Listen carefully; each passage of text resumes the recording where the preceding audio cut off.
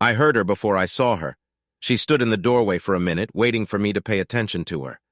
Ignoring her, I turned off my laptop and put it away. The desktop, the printer, all the things I needed on the list have already disappeared. All that's left is anger. Is it all over between us? She said it so quietly that I almost didn't hear her. Oh yeah, I said, still not turning around. She waited a few more seconds before starting again.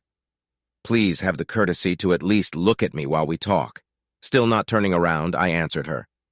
Oh, do you want to talk? Now? Why? I tried to talk to you before you left for your girls' weekend at the spa last Thursday. Things didn't go so well.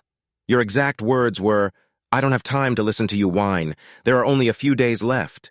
Deal with it. It will benefit both of us. You really hurt my feelings. I had no idea that I would burst into tears. I was trying to make a reasonable argument, and maybe, just maybe, my emotions left me for a second or two. I sighed. But you're right. It seems like your absence was like a fog lifting, and I could see again. Of course, I saw a lot of things I didn't like, but at least I was clear-eyed when I saw them. Thanks for this. Why are you so upset? Okay, maybe I was wrong to go when I knew you were so worried about the trip. I knew you didn't really like Ashley and Gloria, but they were always kind to you, and I've known them since college. Nothing happened other than massive drinking and some pretty lascivious girl talk. In fact, I still get excited thinking about it. Would you like to follow me into the bedroom and help me put out this fire? It's strange, this. You went to a spa in the Catskills when you said you'd be in Nashville. Gloria was at a wedding in San Diego. Ashley was in Miami with her sister and her family. It's amazing how they can break the rules of time and space and be in different places at the same time. It's really convenient that they were both out of town when you wanted to go away for the weekend. It's a shame that when I pressed them, they didn't lie for you. Ashley had no idea what was going on. Gloria hung up when I told her everything I knew, so I'm guessing she knew, and Ashley didn't. It took me a while, but then I realized why. Gloria couldn't say anything because of her affair with this coach. Oh yes, I know about that.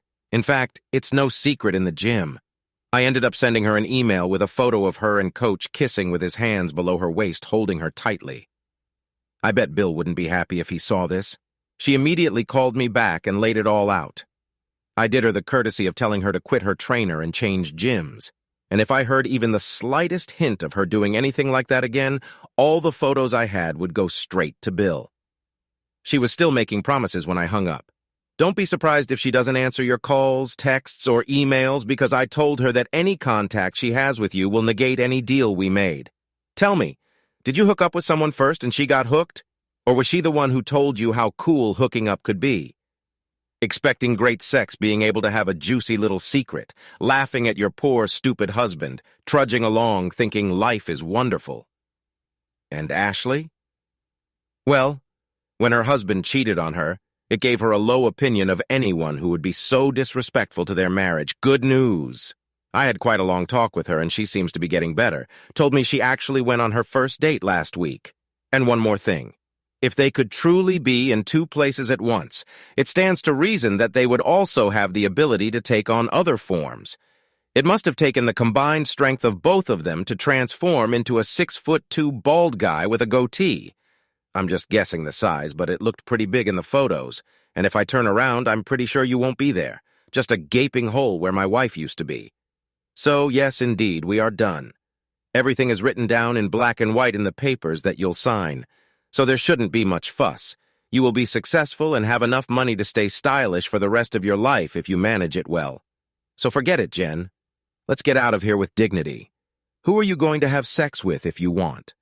And I will recover and start looking for another soulmate. This will probably take a long time. I'm going to have some serious trust issues in the end, but I hope I can get over it in the end. There were sighs as I spoke, then sobs as I sorted out our life together. Finally, I turned around. She was a complete mess. Perfect makeup was ruined due to tears. Her posture sank.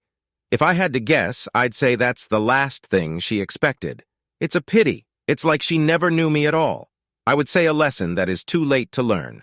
I took everything I needed for a while. I'll be back in 2 weeks, and I need you and everything that reminds me of you to get out of here and don't get any ideas in your head.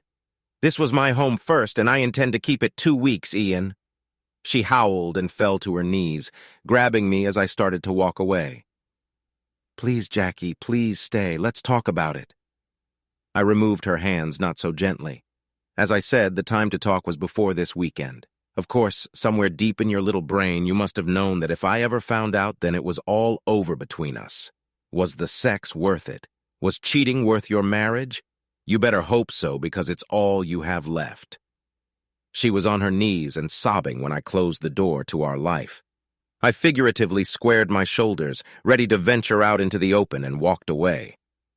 Subscribe to our channel so that your second chaff doesn't cheat on you, and go ahead and listen to the next story, because this story is nothing compared to the next one. If you're under 18, don't even think about listening to the next one.